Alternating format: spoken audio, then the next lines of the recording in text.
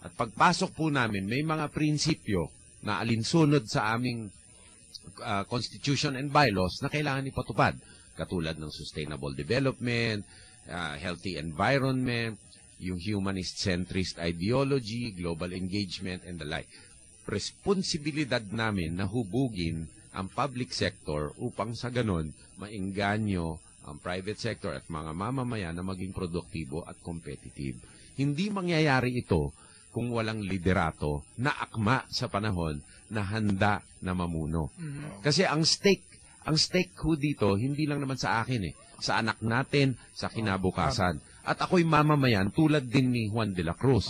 At may karapatan din naman ako at may obligasyon ako na subukan kung pwede natin tulong-tulong alinsunod sa aming mga batayan at prinsipyo na mahubog ang society natin upang sa ganun maging competitive at maging mas magandang bansa.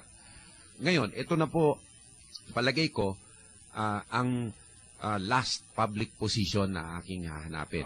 Dahil gusto ko pong magretiro sa public sector na bata. Kung ako po'y manalo, 51 pa lang, tapos na ako. Ngayon, anong ibig sabihin nito? Ang ibig sabihin nito, may buhay pa ako pagkatapos niyan. Gusto ko po, pagkatapos ko, kung manilbihan man ako, ako'y swertehin na makapaglakad dito po sa Pilipinas na hindi ko ako minumura. Na may dangal na pinasasalamatan ka pa ng mga kababayan mo at makikita po ng anak natin na your father did a good job. Yan ang pinakamalaking engganyo po sa akin na hindi gumawa ng masama. Tama pala ko, ang kapalaran pala niyo maging Pangulo. 51 anyos tapos na ho ako. Tapos na ho ako. Kung ito last hura ko, wala na akong haharapin pa sa ito, bata pa, marami pa ho akong pwedeng gawin. At kailangan ko yung respeto ng ating mga kababayan upang pagpatuloy ang buhay ko. There is life after the presidency. Yes. Mas importante sa inyo yun, Mr. Mas importante ho yun. Tanong po ni Chris ng Quezon City, ano pong standing nyo sa mga Marcoses? Sa mga Marcoses ho, number 1, kung may kaso, yan po ay nasa hukuman. Pero napakatagal na. At yung isang tao, hindi puro masama ang ginawa. May kabutihan din. And we have to let that issue rest and heal. Let history be the judge, in a sense, Mr. Secretary. Pero we have to move on. Para pong ang ibang mga tao na sinasabi, kami po ay diniscriminatean nung araw.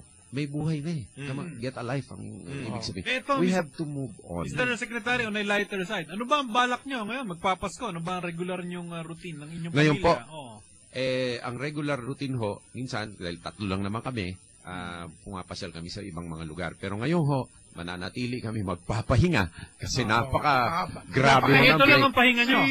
Ito lang. Chairman Edu yata nagkasakit At ako po ay magluluto para sa aking pamilya. Magaling pa kayo magluto, Mr. Secretary. Magaling ako magluto. Mr. Secretary, alam naman natin na napakaraming batikos kay Pangulong Arroyo. Pero may mga nagawa na dapat natin i-recognize, no? Ano doon sa mga in the 9 years of the presidency of President Arroyo? Ano ang tingin ninyo yung mga dapat na mapakita at matandaan ng ating mga kababayan na nagawa niya para sa bayan? Marami ho naman yon. Unang-una, ang maraming ginawa niya upang sa ganon lumusog ang ating ekonomiya. Nagawing batayan ng Pilipinas sa mga kapitbayan niya, lalo na ang public sector debt. Pangalawa, ang Clean and Green initiatives po niya. No? Every Friday is Clean and Green Day. Kaya tinututukan po niya ngayon ang pagpapatupad ng Solid Waste Management Act. Si Yusek Jerry Calderon ho ang nakatutok dyan.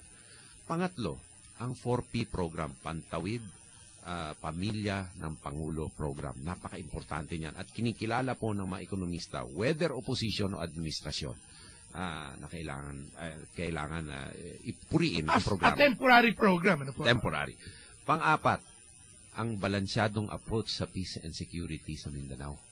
Kasi ho, kapag one-sided masyadong approach dyan, maiipit na naman tayo sa isang walang tigil na bakbakan na hindi ho makakabuti sa lahat. Panglima, ang greater engagement sa mga iba't ibang mga bansa na nagtra-translate din ng investment sa atin. Katulad do sa Qatar at sa iba't ibang mga bayan-bayan.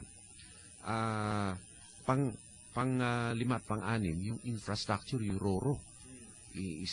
Sa kanya po yun. Ang seamless, attempt na seamless interconnection po, yung NLEX, SLEX, Tarlac, SCTEX, sa kanya po MRT, yun. mga MRT. MRT. At siya po ay naghubog sa pamamagitan ng mga komite ng maraming plano. Katulad ngayon, may Central Mindanao River Basin Program, meron hong Philippine Education Roadmap, yung Sustainable and Renewable Energy Roadmap.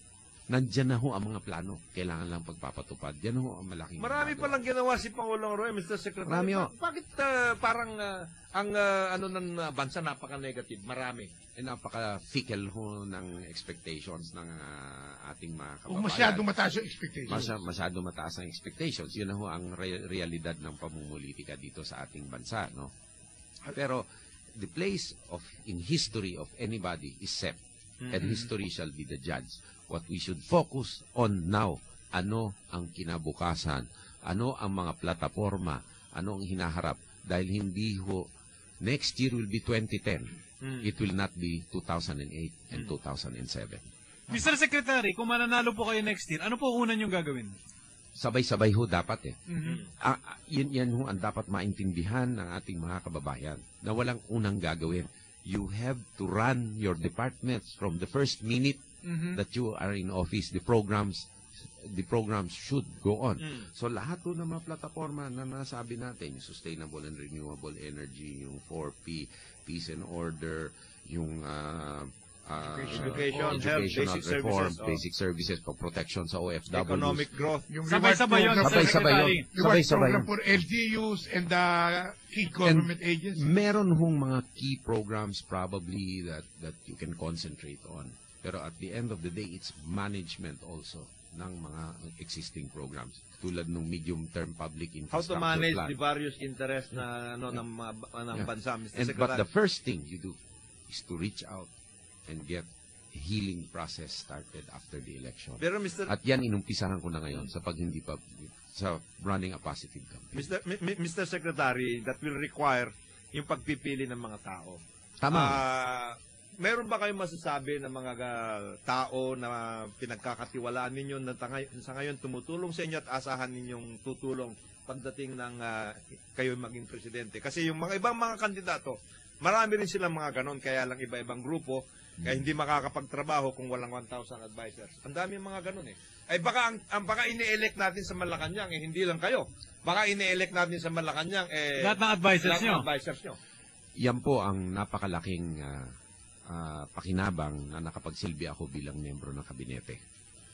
Alam ko ang kailangan na performance ng cabinet members and bureau directors.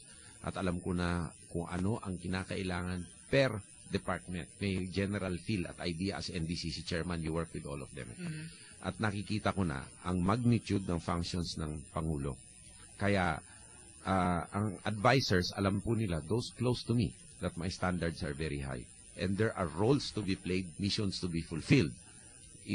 It does not involve being a cabinet member. Sorry, alam naman po nila yun. And nagawa na ninyo yan because the Department of National Defense is one of the biggest bureaucracy Ang in the whole pinasok ko country. po dyan, mga dalawa lang po. I work, dalawa lang po. You work with the Existing organization. Yes, organization. Opo. And you molded it into a Opo. fighting Tatlo lang ho organization. napasok ko ho dyan as USEC and ASEC.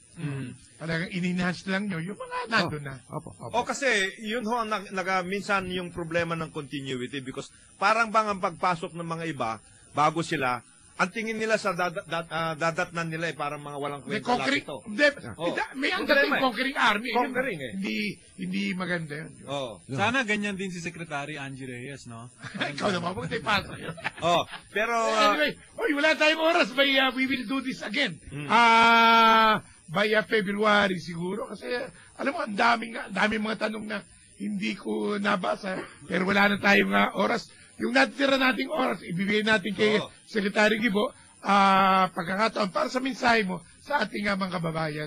Sa ating mga kababayan, palagay ko, ang best message po natin, ipagdadasal po natin na magkaroon ng isang maligaya, makabuluhan, at lubos na Pasko ang ating mga kababayan, lalong-lalo na ang mga nasalanta, ang mga hiwalay sa pamilya ngayon, sana naman